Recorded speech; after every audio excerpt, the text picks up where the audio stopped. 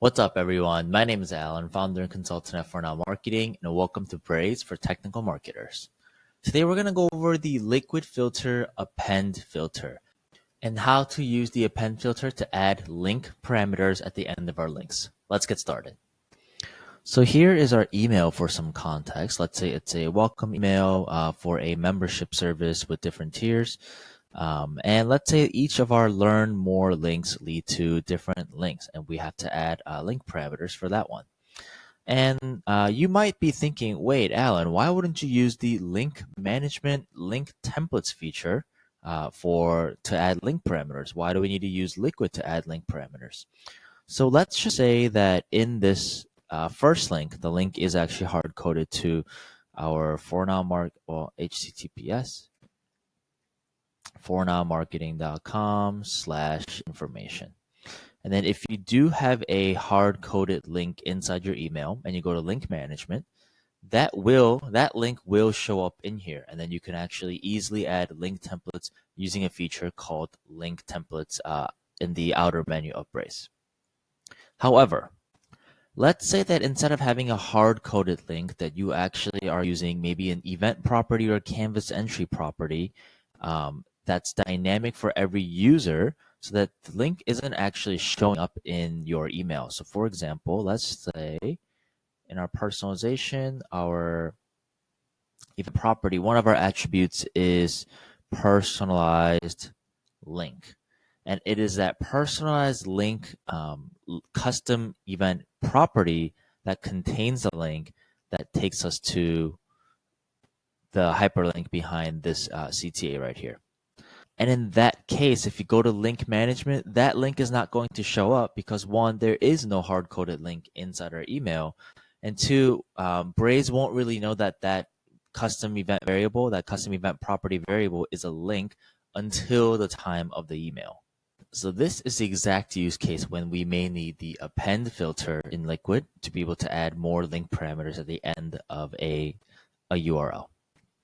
And just for some context, append means to add a specified string to the end of another string. So we're taking a piece of string and just putting it at the end of another string. Actually, we're taking this piece of string and putting this part or appending it at the end of another string.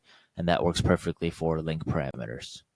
So back in Braze, this is how we might do it. We're actually going to first copy this variable syntax, and we may not be doing, we don't really want to be writing Liquid inside this URL box because it'll easily get lost, and it's also hard to kind of write into small UI. So what we like to do is we just like to write some Liquid outside of the URL UI if possible. So what we're going to do first is assign link to equal to that Braze custom event, custom event property data. So now instead of using this whole long variable name, I can just write link to, and then it'll be the exact same outcome. But in addition to link to and storing the event property process link, I'm going to use the append filter. So append, and then now I get to write what I want to append as link parameters or maybe UTM parameters for this link. One thing to keep in mind, it may be required for you to know exactly what comes in this link, in this custom data behind the variable. If your engineering team happens to be already passing a link parameter, that means that it will already come with a question mark. So you don't want to actually add another question mark because that will break the link parameters. But let's say it's just the link itself, nothing else is personalized. Then we might be adding the question mark to start the parameter syntax. And then maybe you are adding something like UTM content equals recent, oh, they spelled recently wrong here. Recent news and stats, recent news. We'll just call it recent news. And then end the quotes. And then let's take a look at if we're able to test this one. So then if we go to the preview page, and then let's go to custom user so we can try putting in a variable or a value for the personalized link. And let's say it's just called HTTPS fornowmarketing.com/personalized link. And hopefully what we could see is one hack is to hover over the Oh, actually, sorry, we got to go back. So now we got to be using link to under this hyperlink. So we're going to go back and then swap the URL from the custom event property to link to. And now it should be using the append filter inside this box. Okay, so let's go back. Let's hover over this link. And one trick, I don't know if actually the screen share is capturing this, but if you hover over any link, the bottom left corner of your screen, there's a tiny little like tooltip that shows you your link. And the link that I'm seeing right now, and I'll type it in our address bar, is https://fornowmarketing.com/personalized link, which is the link that we've set right here. And then we are seeing $UTM content equals recent news, which follows the proper link parameter structure, and that should work perfectly. Let's just say that we know for sure, and every single time that a question mark does come with this link already. Maybe they're already throwing in some UTM parameters or link parameters, and we just want to add extra additional link parameters. In that case, we would simply switch the question mark to an ampersand, knowing that that is not the first link parameter, but it is going to be added on to other ones. So then if we just simply make that change, go back to the preview, and then maybe the link that we're getting this time is UTM channel is one of them, right? I can't quite remember the 4 UTM parameters that always come with email links. Medium is what I was thinking of. So UTM medium, it's UTM underscore source. So let's just say it already comes with personalized link. UTM medium equals email. No space there. And then now if I hover over the box or the link here, we'll see that it has UTM medium equals email, and we're adding UTM content equals recent news. So when you're working with Liquid, be sure to understand and have a good idea of the data structure that you're receiving from your engineers. And then from there, you can make the decision to add either a question mark or an ampersand to your append filter. Just to clarify, you can have the append filter inside the UI. So if I were to just take this whole thing and behind the hyperlink, I inserted this should work perfectly fine. Actually, I gotta close my closing brackets, but that should work perfectly fine.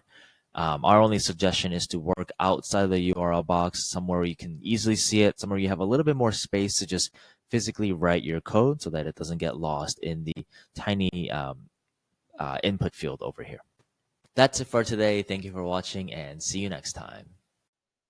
But wait, we just realized there is actually a way to not have to worry about whether the link that your engineering team is passing already comes with a question mark or an ampersand. We don't actually have to know that from our end. We can set up a Liquid conditional to throw in a question mark if it doesn't already come with any question marks, or to throw in an ampersand if it does already come with question marks. So what we can do is we're gonna first assign the link, the event properties Braze Liquid snippet to link to, just so that it's a little bit easier to work with. So we just have assign link to is equal to the event property. Now every time we want to modify the variable, I can just use the variable link to, and I don't have to actually type this whole thing out.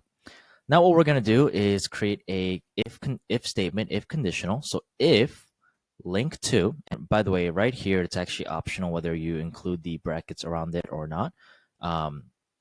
A wise man from Email Geeks once told us that the only time you really have to input the brackets around the variable name is if you actually want the value to show. So if you're actually rendering the variable, then you do need to input the brackets. If you're not, you can actually totally not include it and just keep your code clean.